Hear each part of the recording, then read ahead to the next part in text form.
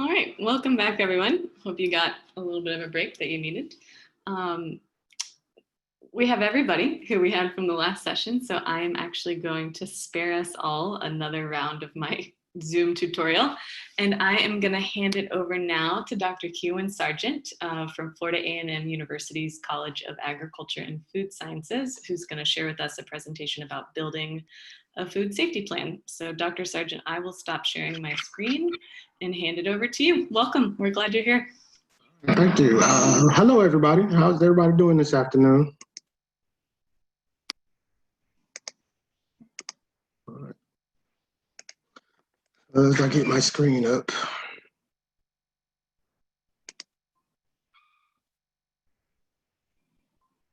Okay, can everybody see that? Okay, good. All right, so as she mentioned, I am Dr. Kewen Sargent. I am the Animal Science Program Leader at Florida A&M University. My area of expertise is actually food microbiology and meat and poultry processing. So I'm one of those people who can wear two different hats. And so my area is food microbiology, and I specialize in food safety and food microbiology and all different aspects of that, as well as meat and poultry processing. So today I'm going to talk about how to build a building a food safety plan and what it means to do so. So the first question anybody may ask is, why might I want a food safety plan? And so to answer that question, basically one of the first reasons is that it allows you to be more efficient and an effective time use and resources. None of us have unlimited resources, and so the resources that we do have, we kind of tend to want to focus those on and make it specific and use them to the best way that we can. The second step is it helps prioritize and the most important risk reduction steps. So anytime you're manufacturing anything, and particularly as it relates to food, we want to make sure that we are minimizing as much risk involved as possible.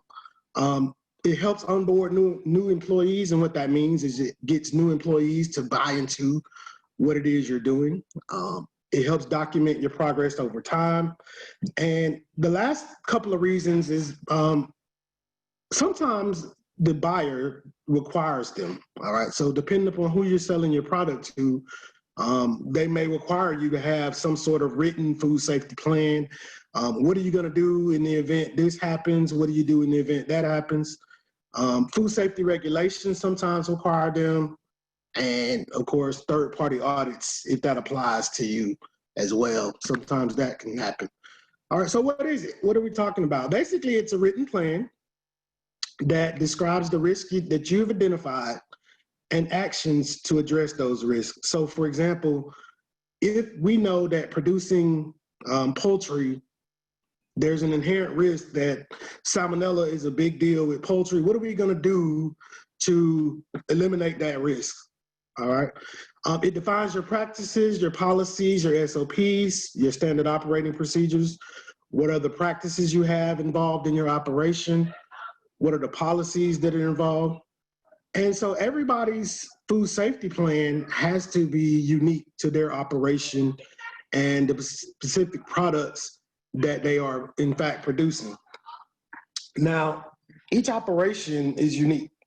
All right, so your operation may not be the same as your neighbor's operation, who may not be the same as, you know, your other neighbor's operation. And so each one adjusts its practices to reduce risk within your specific operation. Each food product and each process is different. So let's say, for example, you are producing, I don't know, 2 different products in the same facility. Well, each particular product has to have its own food safety plan. It can't be the same for each. All right, and so also it talks about practices that reduce risk, also varying by product. Okay.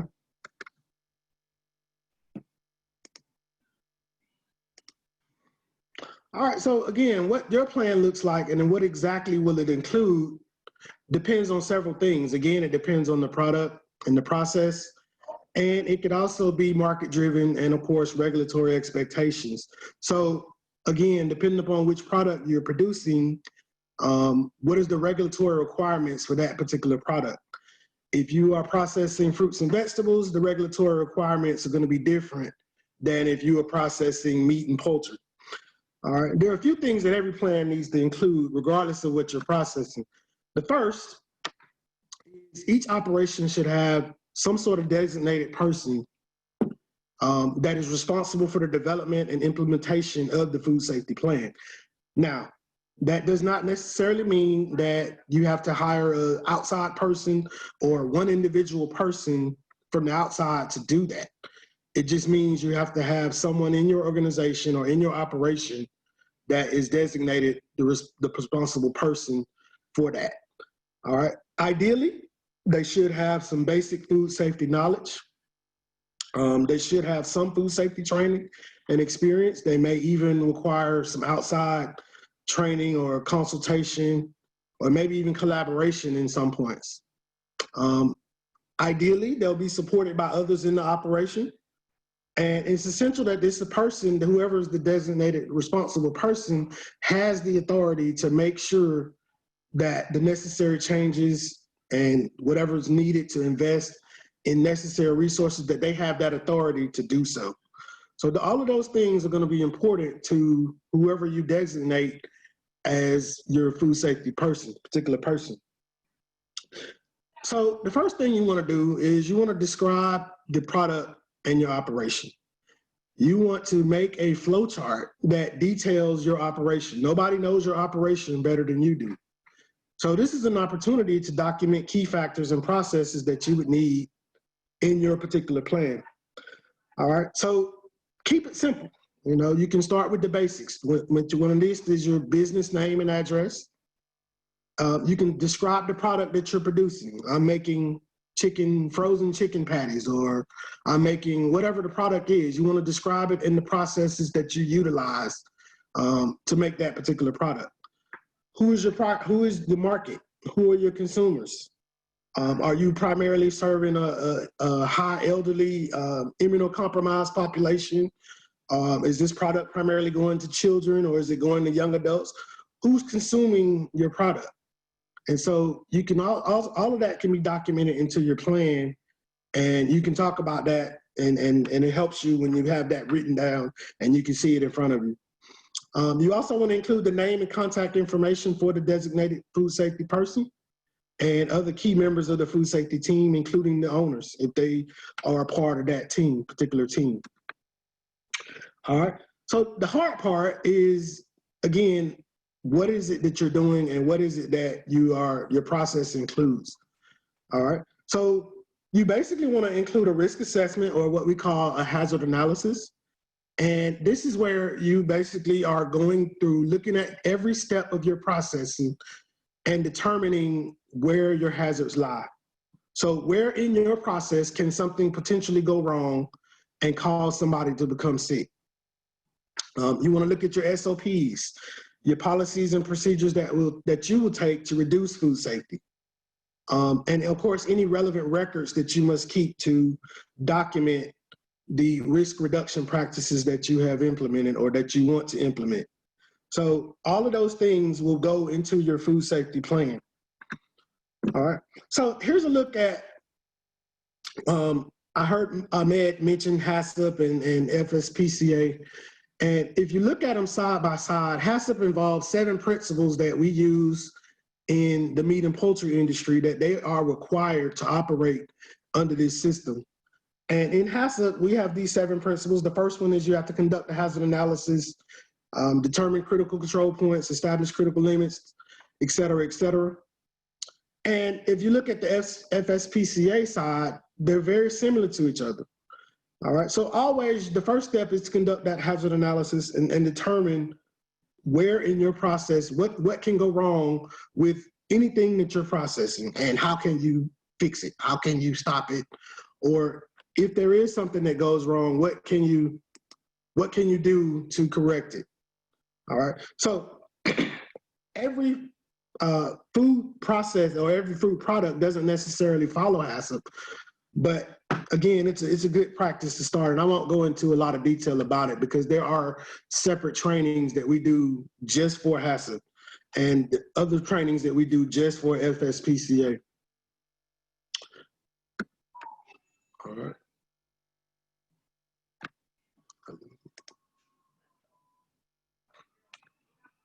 Okay, voila. So the next thing is implementation. So we got this plan, how do we implement it?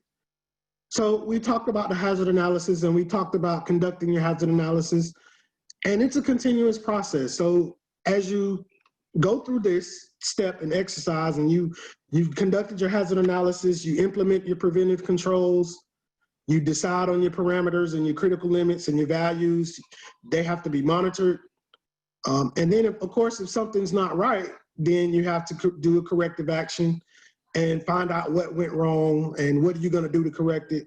And sometimes that may include having to go back to your hazard analysis and figure out, maybe I didn't think about this particular hazard that, you know, I forgot about or did not include. And so therefore I need to go back and put this in. Verification and record keeping is a part of that as well. So all of those things are important when we're talking about a food safety plan. All right, so as we assess our risks through our hazard analysis, we want to identify practices, the processes, incoming ingredients and supplies that can contribute to increasing or eliminating specific hazards.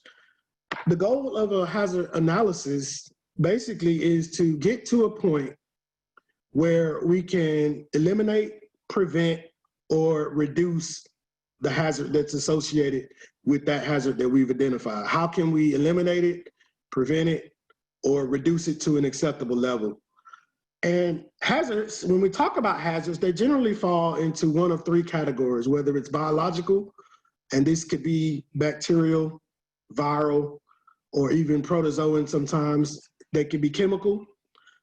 Chemical is just that. It's something that can be chemically related that can get into a food and cause someone to be sick. And of course, a hazard can also be defined as physical, whether it's metal, glass, stones, bones, just anything that's physical. So what type of hazard are we talking about? Also, we want to review the environmental conditions of the operation. We want to make sure that the environment that we're processing or that we're manufacturing in is suitable for the product that we're manufacturing. We want to identify and prioritize risks that are most likely to occur, with additional consideration for those relying on the potential severity of the hazard. So for example, how likely is something to occur? And if it does occur, or when it does occur, how likely is somebody to get severely sick from that particular hazard? All right, as we said in the beginning, time and money are limited. So we want to focus on only those hazards that are reasonably likely to occur. And if they do occur, somebody's going to get sick. All right. Now, the one thing that's very confusing about food safety plans is this is not the place to address quality, all right, unless it's incidental to food safety. So a lot of times when you're doing a food safety plan, and even when you are developing a HACCP plan, sometimes we have a tendency to include quality issues. And by definition, in your food safety plan, you don't really want to include quality issues. That's a separate business related or process related type issue, and not necessarily involved in your food safety plan. All right, so hazards left uncontrolled could lead to a whole product contamination, which is what we ultimately want to avoid. All right, so hazards that have caused previous outbreaks in your product or processes definitely would be included in that, and you probably want to pay more attention to those, especially if you've had previous experience with this particular hazard. All right, sometimes there are new or modified processes that may cause increased risk, so you have to take those in consideration as well. Hiring new people, anytime you change or retrofit equipment, maybe it doesn't work exactly like the old equipment did, and so you have to be mindful, does me changing this equipment now cause a new hazard that I didn't think about. Sometimes it can be as simple as changing suppliers. One supplier, you may have known them for years, you worked with them forever, and all of a sudden you decide to change suppliers. Well, that new supplier may do things a little different than the old supplier. So that's something else to keep in mind. Changing processes. So you go from one process to another, then you have a whole new hazard analysis to think about. And think about, again, the take-home message is think about prioritizing any risk that you may have. All right. So again, we want to prevent, eliminate, or reduce to an acceptable level. The acceptable level, again, can be determined, what is acceptable, depending upon what the hazard is. For example, in the state of Florida, there's a zero tolerance for E. coli in ready-to-eat foods. So any E. coli found in a ready-to-eat food, there's a zero tolerance for it. It's not acceptable. So that's an example. In some processes products, the focus can be on reducing hazards when they can't entirely be reduced or eliminated. So the example that I like to give is salmonella is a natural carrier in chicken. So it's naturally found in poultry. So how do we reduce that to an acceptable level? Or how do we eliminate it completely? Well, the answer is you can't. You can't eliminate it completely, but there are steps that you can do to reduce it to an acceptable level in the raw product. All right. So we want to develop practices that will prevent, eliminate, or reduce hazards. Ideally, we want to know what resources are required. How much time do we need? How much manpower do we need? What equipment and infrastructure do we have available to us? Supplies, what supplies do we need? And of course, you want to designate a person in charge of each task, not just only the food safety person. So the food safety person is responsible for a lot, but every single thing can't fall on that one person. So it's ideal if you have a person designated to each task within the plan. Okay, so our standard operating procedures basically is a written document or instructions detailing what step and activities of a process or procedure. How do you go about your operating your company or your business every day? Written down, and that's going to be your standard operating procedures. Ideally, they're carried out without any deviation or modification to guarantee the expected outcome that you may want or get.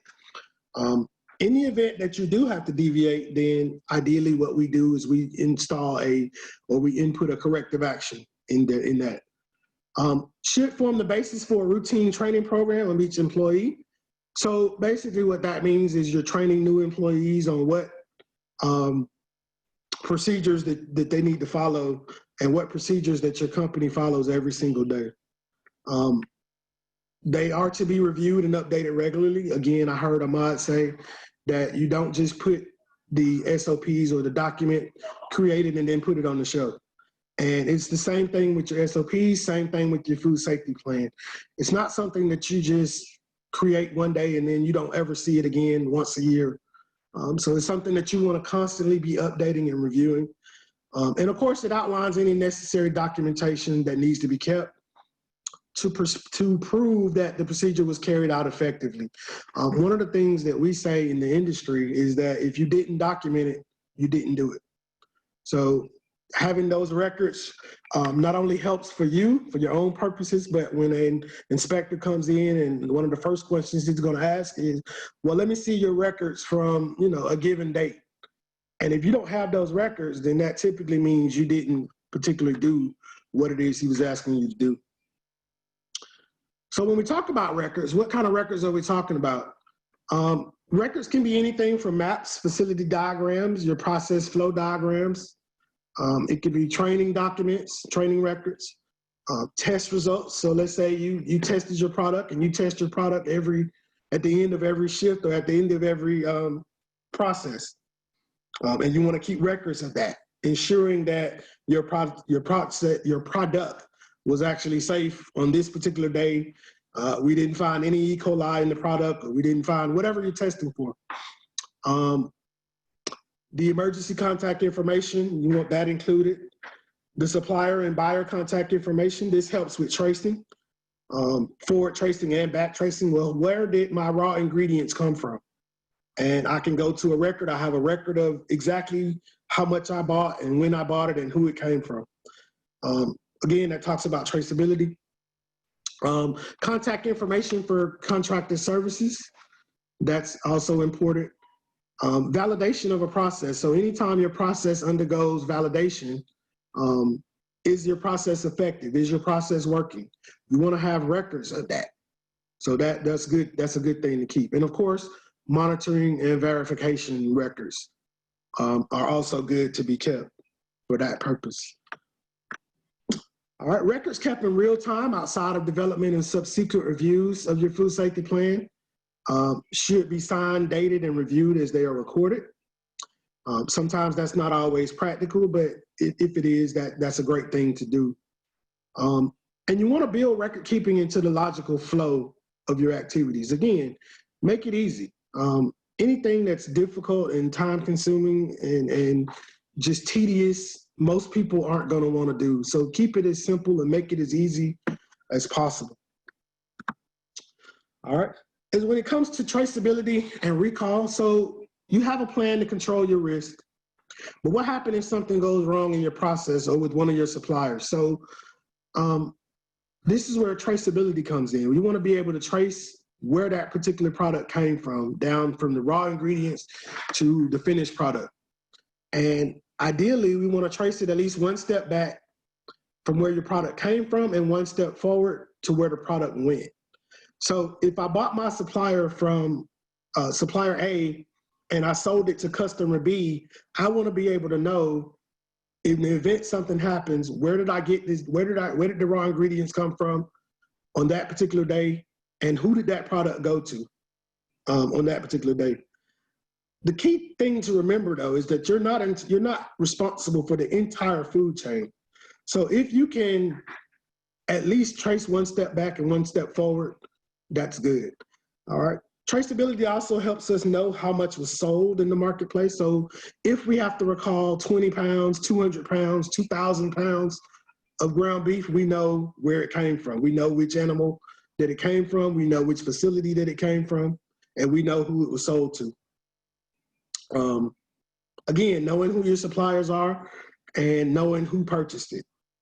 Recall plans utilize the traceability process in the event that something goes wrong and the product needs to be recalled to prevent someone from getting sick. And even though it may have already entered the marketplace, at least we can recall it and trace it and determine where it came from. All right, so how do you get started with a food safety plan? First, start with the general information and what you already know. Again, food safety plans don't have to be this elaborate, difficult, fancy document. Start with what you already know. Reference resources. There are many different resources out there, many different examples of a food safety plan. And the good part and the bad part about it is that there is no one universal document that says this is what a food safety plan looks like. The bad part about that is there is no one particular plan that says this is what a food safety plan looks like. Again, it can be different and it can be tailored to your own particular needs. You can use software and or templates. You can start a filing system with all the records that you may need. You can train workers and other personnel. And you can make changes in your operation as your food safety plan may dictate as it's being actually followed. So for example, we found that by doing X, Y, and Z, we're more likely to reduce this risk associated with this particular hazard. And you could also conduct a self-audit that helps along the way too, not just a formal audit, but you can constantly reevaluate your plan and your operation to make sure that you are in fact operating as you should. All right. When it comes to templates, there are many different templates available. There are template plans for record keeping logs, SOPs. Each one can give you a place to start, and that's easier than starting from scratch. Sometimes creating a food safety plan can be overwhelming for people, especially if they don't know where to start. But again, there is no one particular template. So you just pick the ones that work for you. Tailor that template to fit your needs. Your needs may be different than my needs. So make it your own. Make it so that it works for you. And so that only you know what's in that plan and what works for you. So that's something else to keep in mind as you build your plan. The food safety plan, actually, again, it's a living document. So it's not necessarily written in stone. It may change. It can change over time, depending upon what you're doing and what your hazard analysis determines or what have you. It must be reviewed periodically, especially when anything changes. So sometimes practices change, personnel may change, equipment may change, et cetera. So you want to update your food safety plan as all of those things happen. And revise your plan if it's not working or if you find that it's unachievable. It's a binding document, not a wish list. So make sure, again, it's a living document. It can change at any point depending upon what's going on in the operation. And you want to make it as feasible as possible for yourself. So it doesn't have to be anything that's going to cause a lot of stress for you or stress for your food safety person. It can be as detailed or undetailed as you need it to be. So I want to touch on this real quick. The type of food businesses, I heard I might talk about a lot about cottage food. So that's home processing food. I won't spend a lot of time on this, but there's commercial food processing facilities. There's retail versus wholesale. There's even farms. So you got these types of food businesses. And so basically it comes down to what commodity am I selling and how am I selling it will determine what type of food business you are, okay? As far as the regulations and who you fall under, he touched on that in the previous presentation, so again, I won't spend a lot of time on it. But as far as federal goes, USDA is responsible for everything 3% meat and above, all right? And FDA is responsible for everything else. And as ironic as it sounds, and as weird as it sounds, they meet in the middle when it comes to eggs. For whatever reason, I don't know why they picked on eggs, but they both have a jurisdiction over eggs depending upon the type of egg. And if I'm not mistaken, I believe shell eggs is FDA and liquid eggs is USDA. So it's confusing on the federal level. HACCP basically is meat and poultry under USDA, and seafood and juice operates under a HACCP system under FDA. At the state level here in Florida, there are actually 6 state agencies that are responsible for food safety. 3 of them are the big 3. DVPR, of course, is retail, restaurants, and temporary events. FDACS, Department of Agriculture and Consumer Services, is responsible for wholesale, generally wholesale food, grocery stores, farmers markets, et cetera. And what they do, they basically enforce the federal regulations on operations without interstate commerce or some retail. And then, of course, there's DOH, which does bars that serve food. They do schools and prisons. So that falls under DOH. And then there are another 3 that deals with hospitals, nursing homes, et cetera, et cetera. But they're not important for the purposes of this talk. Department of Business and Professional Regulation, they basically follow the food code. As Ahmad said, I won't touch on that. I won't go into detail about that. He already talked about that. One of the things I believe the food code, he didn't say, the food code is updated every 2 years. And I think they're on version 2017 now. But the thing about DVPR is they have to adopt the food code that they're using. And that's not always a quick, real-time process. So although the newest food code may be 2019, 2017, DVPR is still operating under the 2013, I believe, food code. So that's one of the things that's unique about it.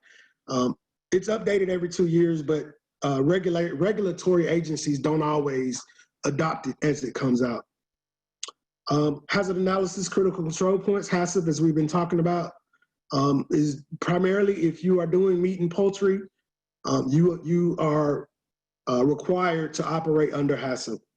And that is if you are to be federally inspected. If you're doing juice and seafood, then you have to also operate under HACCP. And HACCP, again, is one of those programs that puts the onus on the producer and takes it away from the government. So that's kind of the basis of that. If it's acidified foods, 21 CFR section 114, that basically talks about salsa, barbecue sauce, and tomato sauce and dressings, etc. Low acid canned foods, in this particular case, canned vegetables. Processors must take what we call the Better Process Control School, or work with the process authority to validate their product and process and register as a canning facility. All right.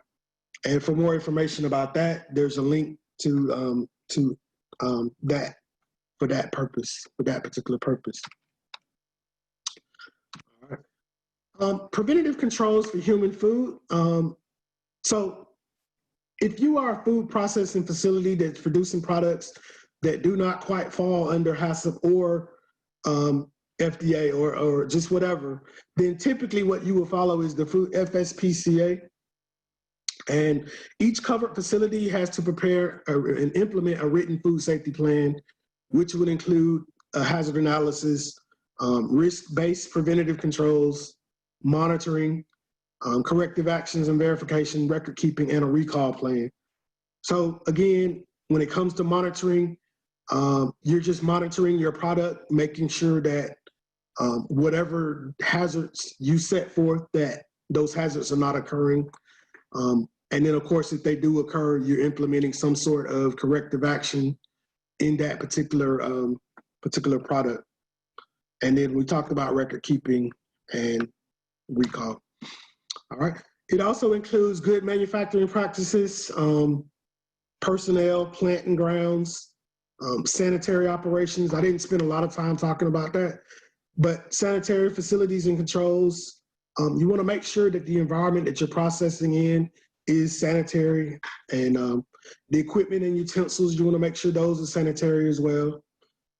And and all of these things are necessary prerequisites in order for you to have preventative controls in place. You have to have all of these things in place. Type of preventative controls, you can have a process. So this controls the hazards through processing at an adequate parameter. So for example, I'm going to cook this particular product to a certain temperature, and if I do, then that should eliminate the hazard that is associated with this particular product. We are going to lower the pH or raise the pH to a certain pH to control the hazard that way. When it comes to sanitation, we want to protect against cross-contamination. Allergens, certain people are allergic to certain things. And so we want to make sure that if our product is involved in that's considered. All right. And then of course, supply chain, are we using verified and approved suppliers for that particular purpose? There are some exemptions to preventative controls. And so I'll spend a few minutes and talk about what those exemptions are. If you're making less than $1 million in annual food sales, you are exempt from federal process control, preventative controls. You still must comply with the local and state regulations, and you should. It's still good practice to identify and implement adequate controls during your processing. When it comes to PSA, the Produce Safety Rule, key requirements for that are worker training, health and hygiene, biological soil amendments, domesticated and wild animals considerations, ag water quality, equipment, tools, and buildings. So all of these things are implemented into the new Produce Safety Rule that was passed along with the FSMA, the Food Safety Modernization Act. So the exemptions to that will include, again, an annual sales exemption. You can have a direct marketing qualified exemption, commercial processing exemption. All of those are exemptions that could be applicable to your particular operation. Other exemptions include rarely consumed processes, rarely consumed produce, such as asparagus, and there's a gigantic list of them. And all of these are commodities that the FDA has determined are rarely consumed raw. So therefore, they are exempt from the produce safety rule because we typically don't consume them raw.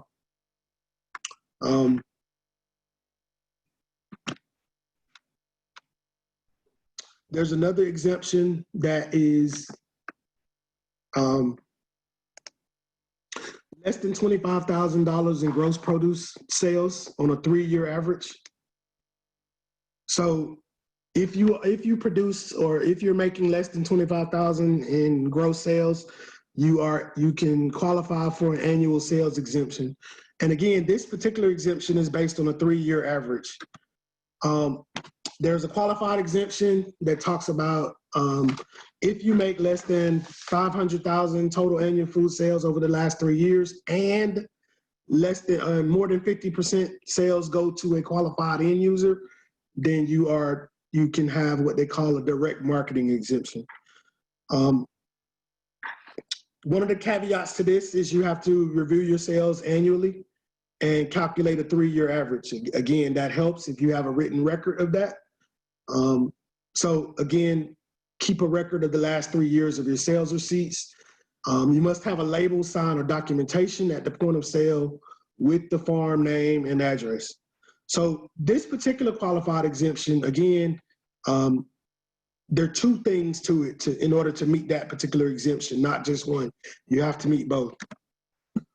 Another commercial processing exemption, if all of your produce always goes toward commercial processing, then the only thing you would have to do in that particular instance is have an annual written assurance from the processor that all of your produce goes to them for commercial processing.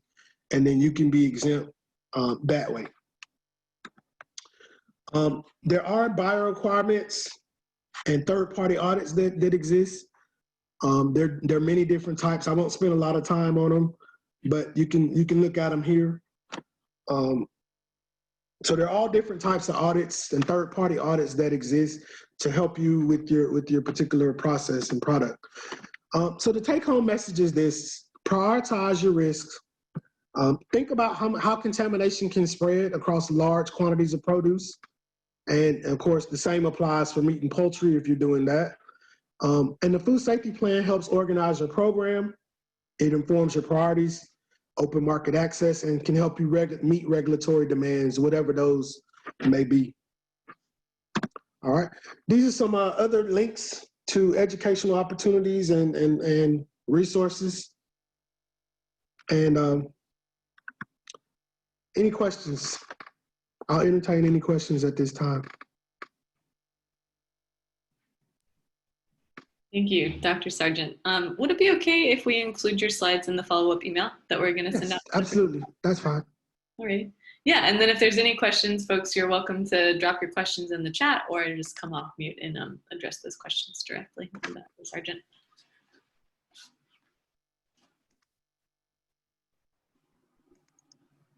All right. All right. Well, thank y'all. Thank y'all so much. We're going to do one last round of evaluation. We appreciate y'all hanging with us all day. We know it's been a number of hours on Zoom. So we would welcome, oh, actually we have a question from Kira. Where would we find a compiled list of regulations for a new farm? Where would we find a compiled list of regulations for a new farm? That's a good question. I'm not exactly sure, but I can get back to you and get that information to you. You can send me an email, and I think my contact information, I'll give it to Rachel, and you can email me, and I'll get an answer to that question for you. Okay.